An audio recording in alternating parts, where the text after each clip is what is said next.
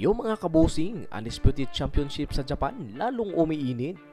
Pinakita na nga po ni Murodjun Akmadalib ang kanyang bato-batong katawan sa kanyang media workout na talagang napakasulit tingnan ang kanyang katawan.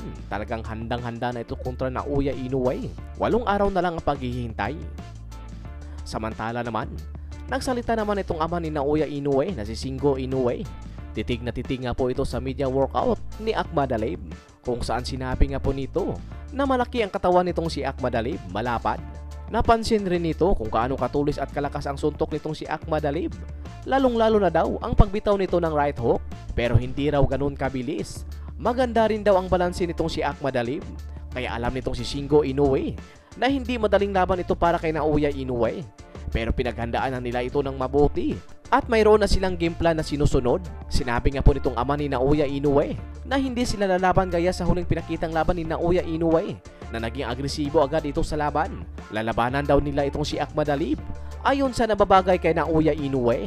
Nakita nga po natin sa huling laban ni Naoya Inoue na dahil sa pagiging agresibo nito ay nasingitan nga po ito ng power punch kung saan bumagsak ito sa laban niya kay Luis Nery at Ramon Cardenas.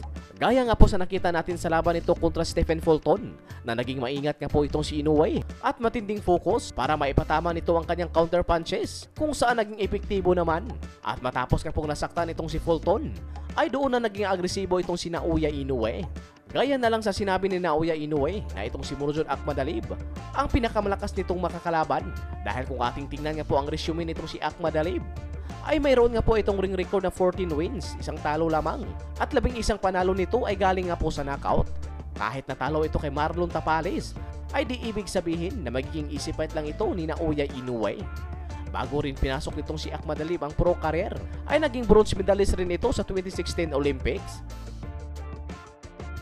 Well, looking at the shadow, well, of course the basics are solid, and the power is also good.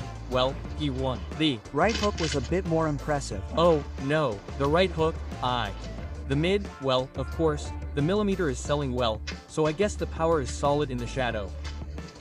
Also, the balance is really good, isn't it? Samantala naman, 3 Division World Champion at Unified Bantamweight Champion Junto Nakatani ay tuluyan na nga po itong umakyat ng dibisyon sa Super Bantam kung saan inilagay nga po ito ng WBA na nasa rank 1. Natatandaan natin na gusto ni Nakatani na makalaban itong undisputed champion Naoya Inoue para sa isang mega fight sa Japan.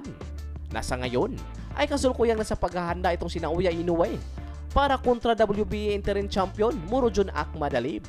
Kaya posibleng magkakaroon ng isang laban itong si Junto Nakatani sa Super Bantam bago nito makalaban si Naoya Inoue na pumapangalawa naman sa ranking sa WBA itong dating nakalaban ni Naoya Inoue na si Ramon Cardenas. Malaki ang posibilidad na maglaban itong dalawa. Samantala naman kung sakalang ibabakante na ni Nakatani ang mga belt na hawak nito sa Bantamweight Division ay isa nga po sa magbibenepisyo nito ay itong ating pambato na si Kenneth Lober.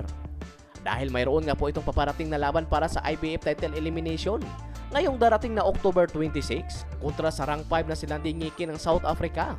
Kaya kung magawang maipanalo ni Lober ang labang ito at maging rank 1 ito sa IBF, na paniguradong sa sunod na laban ay isa na itong world title shot.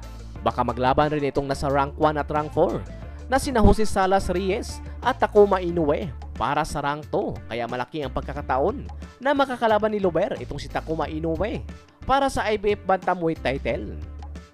Sa ibang banda naman, pinakilala na nga po ang makakalaban nitong si Marlon Tapales, Carl James Martin at Yumar Felix Marcial sa darating na 58th anniversary ng Trila in Manila. Makakalaban nga po nitong si Marcial ang matibay na pambato ng China na mayroon nga po itong ring record na 20 na panalo, 2 talo lamang at 14 na panalo nito ay galing sa knockout.